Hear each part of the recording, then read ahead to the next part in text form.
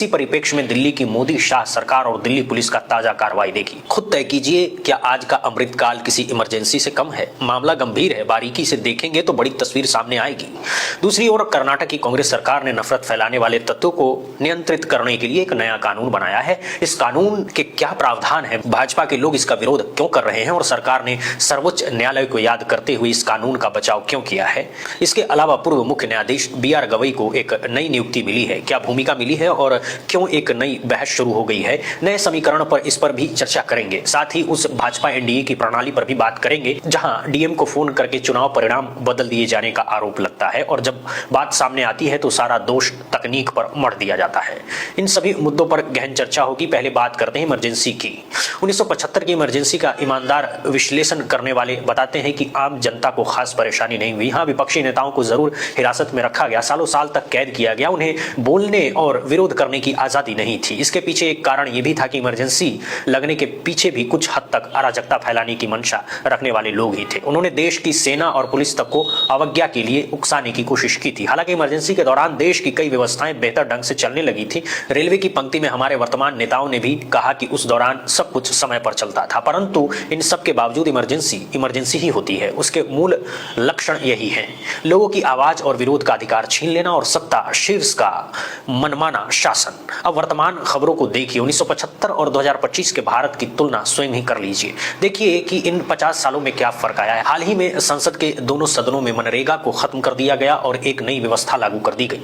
इस नई व्यवस्था में कितनी सारी बुराइयां, कैसे काम के अधिकार को छीन कर लोगों के सरकारी कृपा पात्र बना दिया है और केंद्र सरकार ने कितना लंबा चौड़ा झोल मचाया है, इन सब पर हम इस वीडियो में विस्तार से बात करेंगे। फिलहाल मसला यह है कि जब देश के करोड़ों मजदूरों को लेकर इतना बड़ा फैसला हो गया तो जाहिर तौर पर लोगों को भी चिंता होगी। लोग विरोध करेंगे, अपनी बात रखेंगे, सवाल करेंगे। तो यहाँ भी वही हुआ। कई सारे संगठन प्रदर्शन करना चाहते थे, उन्हें कहीं भी प्रदर्शन करने की अनुमति नहीं मिली। और जब इस मोर्चे का एक छोटा सा प्रतिनिधि मंडल तख्तियां लेकर दोपहर के वक्त जंतर मंतर पहुंचा, जिसमें 5 सांसद भी शामिल थे। एक सांसद कांग्रेस से थे, 2 DMK से थे, एक CPIML और एक CPIM से, यानी कुल 5 विरोध करने वाले सांसद पहुंचे थे। तो पुलिस ने उन्हें जबरन वहां से हटा दिया। अब अपने स्क्रीन पर दिल्ली पुलिस का यह पत्र देखिए, जिसमें साफ साफ कहा गया है कि यहां पर कोई भी प्रदर्शन करने के लिए 10 दिन का पूर्व नोटिस जारी है। यानी अगर आपको 11 तारीख को किसी महीने में प्रदर्शन करना है तो उस महीने की 1 तारीख को नोटिस देना पड़ेगा पहले से। अब इसे लेकर मोर्चा ने जो सवाल उठाया है, जरा उसको सुनिए। ये सवाल कितने वाजिब है। इन लोगों ने कहा है कि जो सरकार 4 घंटे की पूर्व सूचना देकर नोटबंदी कर देती है। आपको याद होगा कि रात 8 बजे प्रधानमंत्री आए, प्रकट हुए और उन्होंने कह दिया कि 12 बजे के बाद 500 और 1000 के नोट लीगल टेंडर नहीं रहेंगे। यानी दुनिया के सबसे अधिक आबादी वाले देश में सिर्फ 4 घंटे का नोटिस दिया गया, वो भी रात के 8 बजे से 12 बजे तक, जिस दौरान देश की ज्यादातर आबादी सोई हुई होती है। इसी तरह कुछ घंटे पहले ही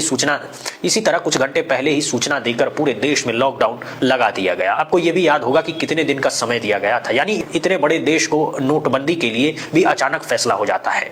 और तो और कुछ घंटे की ही पूर्व सूचना पर मनरेगा को निरस्त करने एकाएक नियम ला दिया जाता है। नई योजना लागू कर दी जाती है और कुछ ही घंटे उस पर बहस हो पाती है। कानून बना दिया जाता है, मगर उसी कानून का विरोध करने के लिए जो स्थान पहले से निर्धारित है, वहां शांतिपूर्ण विरोध प्रदर्शन के लिए भी 10 दिन पहले आपको नोटिस देना होगा। सोचिए ये कितना हास्यास्पद है। सरकार कुछ ही घंटे में पूरे देश की व्यवस्था पलट सकती है, कई कानूनों को रद्द कर सकती है, कई कानूनों में बदलाव ला सकती है, मगर उन्हीं का विरोध करने के लिए देश की जनता को 10 दिन पहले नोटिस देना होगा। सवाल यह है कि 10 दिन पहले नोटिस देने की जरूरत क्यों? शांतिपूर्ण प्रदर्शन के लिए इसके पीछे का एक साइंटिफिक कारण समझिए, मनोवैज्ञानिक स्थिति समझिए। कहा जाता है कि जब आपको बहुत ज्यादा गुस्सा आ रहा हो तो कुछ सेकंड के लिए शांत हो जाइए, ठहर जाइए, फिर परिस्थिति बदल जाती है। कुछ सेकंड पहले आप गुस्से में न जाने क्या क्या बोलने, क्या क्या करने वाले होते हैं। कुछ सेकंड बाद आपका दिमाग बदल जाता है, पलट जाता है। और यहाँ तो 10 दिन की कहानी है। 10 दिन में तो अमृतकाल की सरकार क्या क्या नहीं कर सकती है, करवा सकती है, क्या क्या नहीं बदल सकती है। जब 10 दिन पहले नोटिस दिए जाएंगे तो उस नोटिस में संगठन का नाम होगा, संबंधित लोगों की जानकारी भी होगी और 10 दिन के भीतर उन लोगों को चुन चुन करके, चुप करा करके, डरा करके, धमका करके सारे प्रयास किए जा सकते हैं। उन्हें जबरन नजरबंद किया जा सकता है, उठाकर किसी मामले में जेल भी भेजा जा सकता है। यानी सीधे सीधे ये प्लानिंग है हर तरह के विरोध की आवाज को दबा देना। खाता ना वही जो फलाने कहे वो सही। फलाने चाहे तो 2 घंटे में कोई भी फैसला ले लें, उसको आपके ऊपर थोप दें और लोगों को यदि विरोध भी करना हो तो 10 दिन पहले नोटिस देना पड़ेगा। उसके बाद भी फैसला सरकार करेगी कि नोटिस का क्या करना है। क्या यहाँ पर आपको जनता के अधिकार को चलते हुए नजर नहीं नहीं आ रहे? क्या आपको नहीं लगता कि सरकार जरूरत से ज्यादा जनता के कपार पर चढ़ती जा रही है? आखिर ये कैसा लोकतंत्र है जहां सत्ता कुछ भी कर सकती है और जनता विरोध भी नहीं कर सकती? विरोध करने के लिए भी उसे सत्ता से अनुमति लेनी पड़ेगी, उसी सत्ता से जिसके कार्यों का विरोध करना है। अगर ये सामान्य परिस्थिति है तो फिर इमरजेंसी क्या है? आलोचना करने पर नेहा सिंह राठौर के खिलाफ एफआईआर हो जाती है, कहीं कोई सुनवाई नहीं, अदालतें सुनने से इनकार कर देती हैं। अपना अधिकार मांगने पर सोनम वांगचुक को कैद कर दिया जाता है, वो भी ऐसे अधिकार जो खुद बीजेपी ने देने का वादा किया था। आवाज उठाने पर देश के बहुत सारे नौजवानों को सालों साल जेलों में सड़ाया जाता है। सामाजिक कार्यकर्ताओं की स्थिति ऐसी बना दी जाती है कि उनकी मृत्यु तक हो जाती है, मगर फिर भी हुजूर कहते हैं कि हम लोकतंत्र की अम्मा हैं, लोकतंत्र हमारी रगों में बहता है।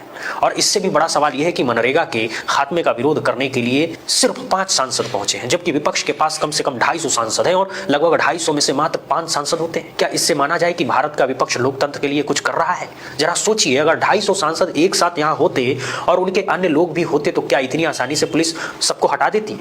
और हटाती भी तो पूरे देश में आवाज जाती है। आखिर देश के करोड़ों मजदूरों का, उनके रोजगार का, रोजी रोटी का, उनके परिवार के पालन पोषण का सवाल है।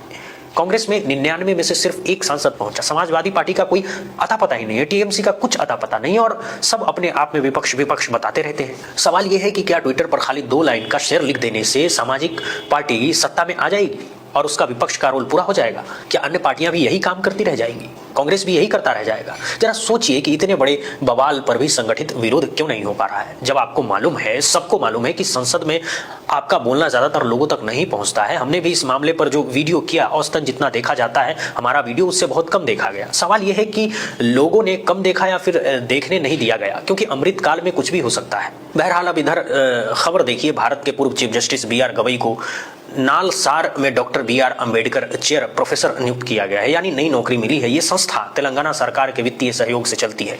इसके पहले हमने देखा था कि पूर्व चीफ जस्टिस डी.वाई. चंद्रचूड़ को नेशनल लॉ यूनिवर्सिटी दिल्ली में स्पेशल प्रोफेसर बनाया गया था। अब लोग कह रहे हैं कि कुछ साल पहले तक माननीय लोग तमाम संवैधानिक पदों पर बिठाए जाते थे। किसी को राज्यपाल तो किसी को किसी संस्था का किसी आयोजक या मुखिया बनाया जाता था, और किसी को तो राज्यसभा में डायरेक्ट कुर्सी मिल जाती थी, और खूब विवाद भी हुआ था इस पर। तो क्या अब उन विवादों से बचने के लिए कोई नया रास्ता निकाला गया है? हालांकि हमारे पास ऐसी कोई जानकारी नहीं है कि ये कौन सा रास्ता है, किसकी कृपा से मिलता है, मगर खाली सवाल है, क्योंकि संवैधानिक पद देने और सरकारी इनाम मिलने की खूब आलोचना होती रही है।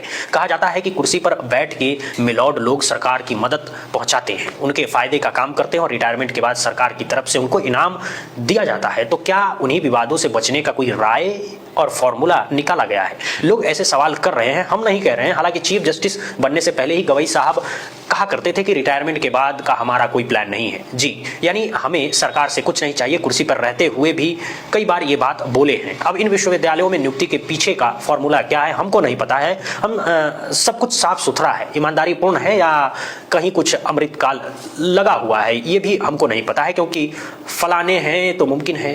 वैसे पूर्व चीफ जस्टिस संजीव खन्ना ने भी कहा था कि रिटायरमेंट के बाद कोई पद नहीं चाहिए, कोई भूमिका नहीं रहेगी, और अब तक खबरों के अनुसार उन्होंने कोई पद ग्रहण नहीं किया है। बहरहाल काबिल व्यक्ति को खाली बैठना भी नहीं चाहिए, लेकिन हाँ, चोरी करके किसी को जबरदस्ती काबिल बनाना भी नहीं चाहिए। इस खबर को देखिए, हाल ही में बिहार विधानसभा चुनाव के बाद एनडीए को 220 सीटें मिली, और उसके बाद हर तरफ चर्चा है कि वोट चोरी करके चुनाव जीते हैं। कचुआ की मिली भगत के आरोप लग रहे हैं। इसी बीच जीतन राम मांझी का एक वीडियो सामने आया, जिसमें वो खुद खुले मंच पर पब्लिक के सामने कह रहे हैं कि साल 2020 में विधानसभा चुनाव जब हुआ था ना, तो एक सीट पर एक उम्मीदवार 2700 वोट से हार रहा था, लेकिन मैंने डीएम से बात करके उनको चुनाव जितवा दिया। अपने भाषण में वो तत्कालीन डीएम अभिषेक सिंह का जिक्र कर रहे हैं, जो कि त्रिपुरा कैडर के 2006 बैच के आईएएस अधिकारी थे।